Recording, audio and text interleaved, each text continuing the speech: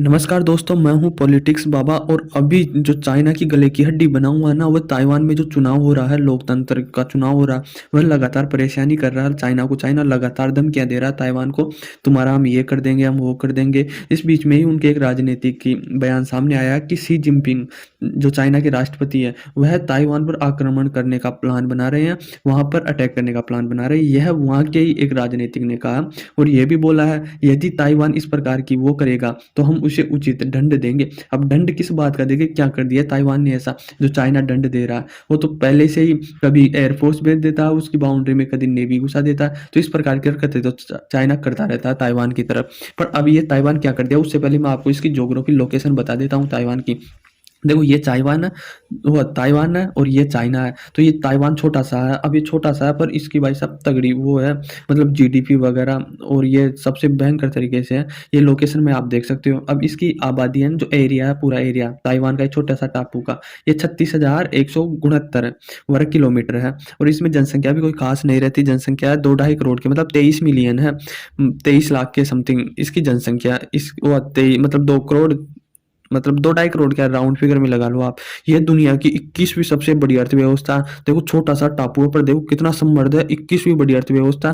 पाकिस्तान इतना बड़ा होके भी इतना समर्थ नहीं है। और जो इसकी पर कैपिटा इनकम है ना, प्रति व्यक्ति आय, वह और भी खतरनाक है। और इसमें सबसे बड़ा कारोबार चलता है सेमीकंडक्टर का, जो इसीलिए ये चाइना है ना, इसको हड़पना चाहता है, क्योंकि ये जो इसको कवर कर लिया ना सेमीकंडक्टर के उद्योग को, वह दुनिया पर राज करेगा। क्योंकि सेमीकंडक्टर हर दुनिया के हर देश की मांग है, और इसको कवर कर लिया तो फिर चाइना कहेगा अब हमारी सोलो सेमीकंडक्टर। तो अमेरिका ये नहीं चाहता। तो ये इसकी ज्योग्राफी की लोकेशन थी। और ये मतलब जीडीपी के मामले में भी काफ़ी अच्छा है। इसकी 5 राउंड फिगर में 5 बिलियन के समथिंग इसकी जीडीपी है।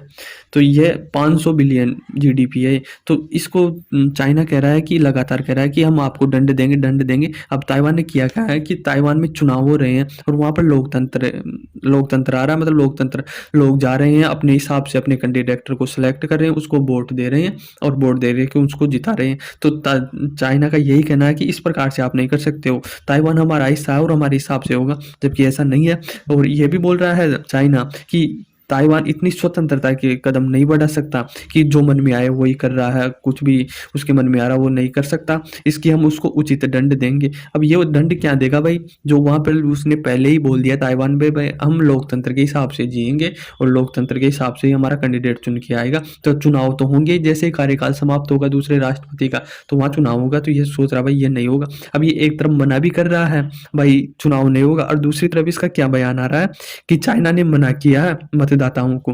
भाई एक वहाँ का एक राष्ट्रपति है जो अभी आया है चुन के, लाई चिंगते, ये खतरनाक अलगाववादी है और यही चाइना की गले की हड्डी बना हुआ, क्योंकि ये राष्ट्र बन गया। वैसे तो ये राष्ट्रपति, चाइना ये बोला कि ये बन गया ना तो बीजिंग के लिए खतरा हो सकता है। और चाइना जो ये है ना, इसके इंटरफेयर भी करता था पहले भाई, उसकी सीमा में नेवी लेके घुस गया और कुछ घुस गया। तो अब ये भी नहीं कर पाएगा चाइना। तो इसके लिए गले की हड्डी बना हुआ है। तो चाइना ये कह रहा है चलो ठीक है, तुम चुनाव कर रहे हो तो चुनाव कर लो।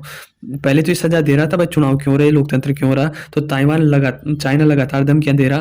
फिर दोबारा क्या बयान आया, चलो आप इसको मतदान मत दो, इसको वोट मत दो, ये खतरनाक अलगाववादी है। अब देखो आधा प्रचार तो इसका वही कर दिया चाइना। चाइना क्या बोल रहा है, इसको मत दो। तो ताइवान के लोग क्या सोचेंगे, भाई जो चाइना से बचा सकता है ना हमको, वह यही राष्ट्रपति है। तो आधी जीत तो इसकी चाइना ही तय कर दिया था।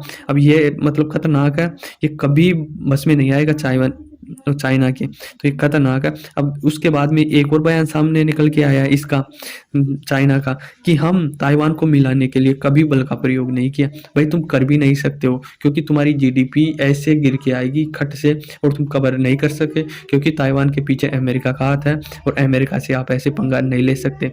जैसे यूक्रेन और रशिया का आप एग्जाम्पल लेके देख लो। रशिया की तो खैर जीडीपी इतनी नहीं थी, आपकी तो इतनी बड़ी है।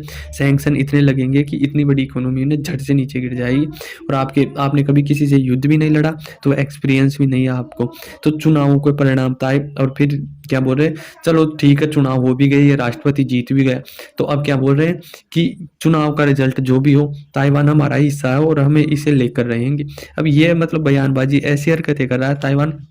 चाइना पहले लोकतंत्र चुनाव पे ही वो कर रहा था, फिर बोला चलो चुनाव कर लो, इस कैंडिडेट को मत जिताओ, फिर कैंडिडेट भी जीत गए तो अब ये बोल रहा है कि परिणामों से में कोई असर नहीं पड़ता, जो कहे मतलब हमारा ताइवान हमारा ही है। अब देखो इसमें 2 टॉपिक और जोड़ता हूँ मैं कि जो मालदीव के बाद मालदीव और भारत की जो अभी चल रही है जियोपॉलिटिक्स, उसमें चाइना लगातार इंटरफेयर कर रहा है और अभी मालदीव ने ऐसे बोला कि 15 मार्च से पहले-पहले मिलिट्री वापस लो, वरना मीडिया के सामने अनाउंसमेंट की है। मतलब ये तो एक चैलेंज देना ही हो गया है इंडिया को। तो ये चाइना की वजह से सब मालदीव कर रहा है, तो भारत को भी अब ताइवान के मुद्दे में कूदना चाहिए और चाइना के काउंटर करना चाहिए। भाई ताइवान को इस प्रकार धमकी नहीं दे सकता, कुछ तो बोलना चाहिए ना भाई।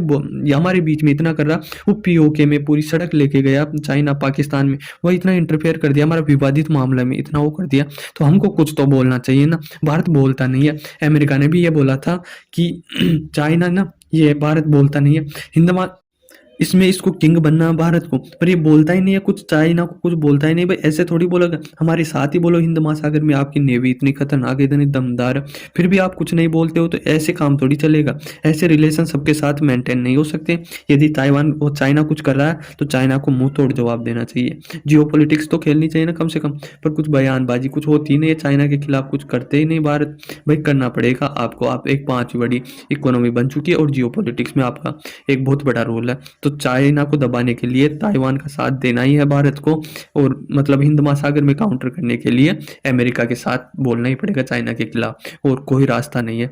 तो आई होप आपको समझ में आया होगा कि चाइना की गले की हड्डी ताइवान क्यों बना हुआ, और वहाँ का राष्ट्रपति लाई चिंगते और भी खतरनाक लगा हुआ थी, तो बड़ी टेंशन में आ चुका अब चाइना। आई होप आपको समझ में आया होगा। धन्यवाद।